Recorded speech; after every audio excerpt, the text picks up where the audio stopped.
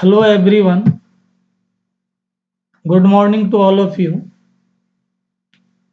Today we are going to discuss discharge of condenser through inductance and resistance. So first of all we take a capacitor, and here in the diagram you can see this is a capacitor.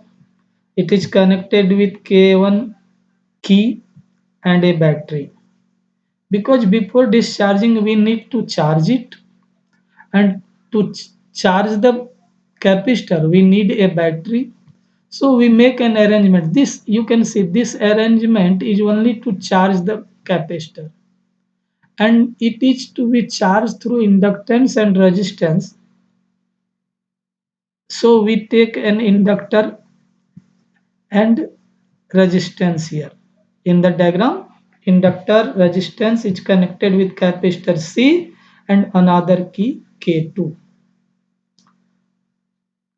First of all, we connect K1 key with the battery, and K2 is kept open, because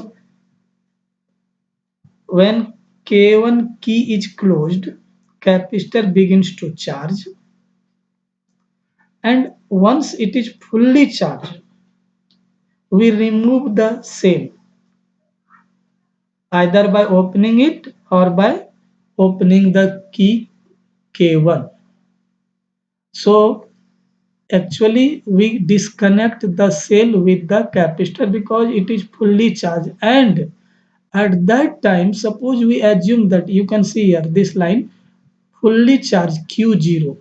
Now we assume that capacitor is full charged with Q0 charge.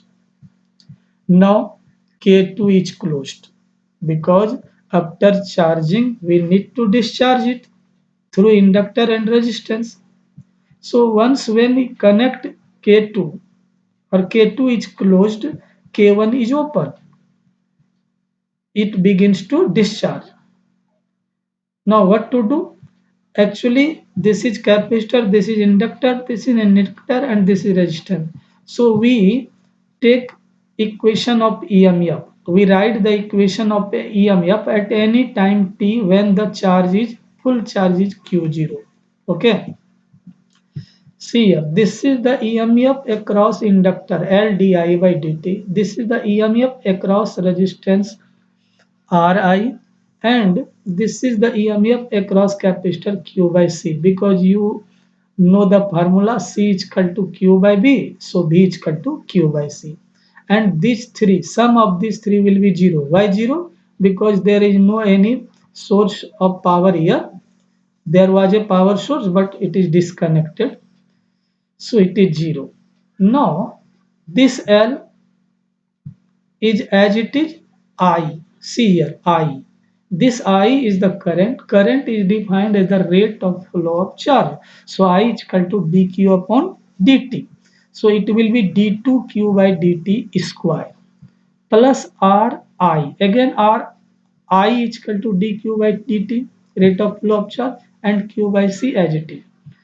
See here, this L, actually we divide all the terms by L. So L by L is equal to 1, R by L here, Q by LC here.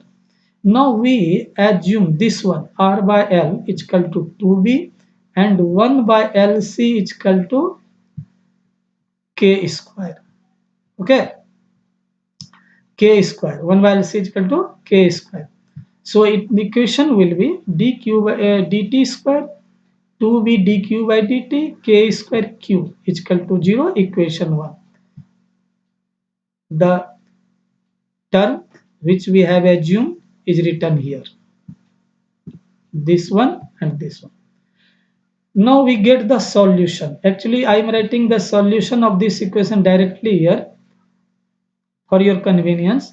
The solution of this equation is q is equal to this one. You can see this is A, this is B. A and B are arbitrary constants. Okay. Now we put the conditions as I told you in told you in the beginning that when the capacitor begins to discharge, at the time the full charge on the capacitor, total charge on the capacitor is Q0, and it begins to discharge at t is equal to 0. So we may write t is equal to 0 is equal to q by q is equal to q0. See here this equation number 2. Here q is 0, okay, and t is equal to 0. T is equal to 0 means total will be 0 except a. This term will be again 0 because t is 0. So only the letter b will be here, that is arbitrary constant. So a plus b is equal to what? Q is equal to 0. So a plus b is equal to q0. This is your equation 3. Now what we do? Now we differentiate this equation. Q is, after differentiation it will be dq by dt, and I think you know the differentiation. So after differentiating term, this is e to the power, you may assume x into t. E to the power xt means x e to the power xt after x, this one x e to the power xt, and similarly here. So after differentiation it will be dq by dt equal to this one. Again, what is this? Rate of charge means rate of discharge at the in the beginning. Again, I am saying that in the beginning the full charge was q0, and at that time it is dq by dt, and that is 0 because initial stage. So I am putting another condition, dq by dt is equal to 0. See here, this term again 0, this term again 0 because t is equal to 0. So it will be a into this one, a into this one, b into this one, and now we take common this 0. You can see this dq by dt, left side was dq by dt, and it is written here that is 0 at this condition. So now see here, a into minus b, b into minus b. So minus b is taken common, it will be a plus b. Again see here, this is under root b square minus k square into a, and minus b square. So actually we multiply second term with b, second term with a, and take common. The final expression will be this. And now minus b q0. Okay. So a plus b is equal to what? Q0. And you can see here from here a plus b is equal to q0, and that is why I have written here a plus b is equal to q0, and this one as it is. So minus b q0, you can see this is minus. So when this term is taken other side, it will be plus b q0, and this is multiplied, so it will be divided here. So we get a minus b is equal to this one. From equation 3 and 4, actually 3, equation 3, you can see a plus b is equal to q0, and equation 4 a minus b is equal to this one. So one time we add these two equations to get a, another time subtract to get b. So a is here, b is here, and we return here. You can see this one dq by dt square, and equation 2 is here. This one is a, this one is b. Actually we are going to set the value here. We get q is equal to this one. Now here you can see under root b square minus k square. You have read quadratic equation determinant, okay, and if b square greater than k square, then root will be real. If b square equal to k square, it will be 0. If b square less than k square, it will be imaginary. So there are three possibilities. So let us discuss one by one.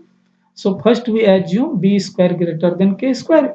It root will be real and positive, and the charge of the capacitor decays exponentially. This is the important line here. Charge of the capacitor decays exponentially, becoming 0 asymptotically. Curve 1. Curve means actually in the diagram it is represented by curve 1. This discharge is known as overdamped, non-oscillatory or deadwind. You can see I am going to figure. This is curve 1, this one. This is the exponential discharge. Now we discuss case 2 when b square equal to k square, root will be 0, and in that situation this equation will represent non-oscillatory discharge, and this discharge is known as critically damped. Actually, critically damped discharge is shown by curve 2, this one. So quick discharge. Now case 3. If b square less than k square, obviously it will be imaginary. It will be an imaginary, and b square minus k square is equal to, we assume, I omega. Where what is omega? Omega is equal to k square minus b square, because this one is larger and this one is smaller. That is why the term is imaginary. Omega is equal to this one. Remember this. It will be taken. Uh, it will be taken in the next equation. Actually, omega is equal to this one. Now q is equal to half q0 to the minus bt, and this term under root which was in equation here. You can see and you can see. We are going to write I omega here, I omega here. Now we solve these two, because we multiply this with 1, we multiply this with this term, and again, so there will be 4 term, and after taking common we get this one. So you can see e to the power I omega t, e to the power minus I omega t, but plus sign here, and same thing here but minus sign here. So e to the power ix, you can recall the formula, e to the power ix plus e to the power minus ix by 2 is equal to cos omega t, and this is sin omega t. So, and omega is taken LCM, and it will go outside, and 1 omega will be here. So omega cos omega t, b sin omega t. Okay. Now we assume that omega is equal to k sin alpha, b is equal to k cos alpha. So equation will be like this, and this formula sin a cos b, cos a sin b. So sin a plus b, I am writing here sin a plus b. A means omega t, b alpha. So q is equal to q0, this one.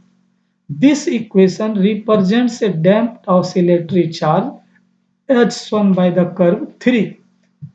We will go to the figure. See here, the charge oscillates above and below 0 till it finally settles down to 0 values. Okay, come to the figure here. This is the oscillatory discharge. Below, up, down, and such type of oscillation is oscillatory discharge. Finally, it will die out. It will take time. It will be 0. The now we are going to calculate frequency of oscillation. This is omega. Omega is equal to 2 pi f. We know the formula. Omega is equal to 2 pi f. So f is equal to omega by 2 pi, and omega is equal to, as I told you in the middle of the lecture, that this term is very important. It will help you. Omega is equal to this one. You can see. You can see here. Omega is equal to, okay, this one.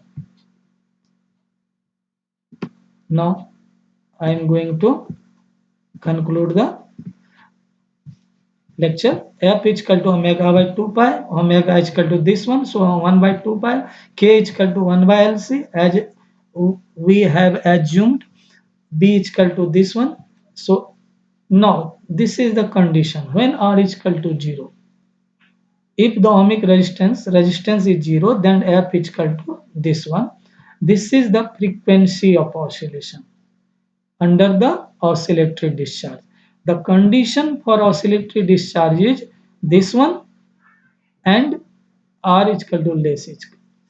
So I hope you have understood the lecture, this question answer.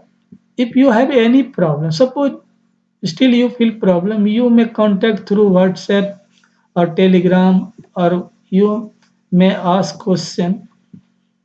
Okay, thank you.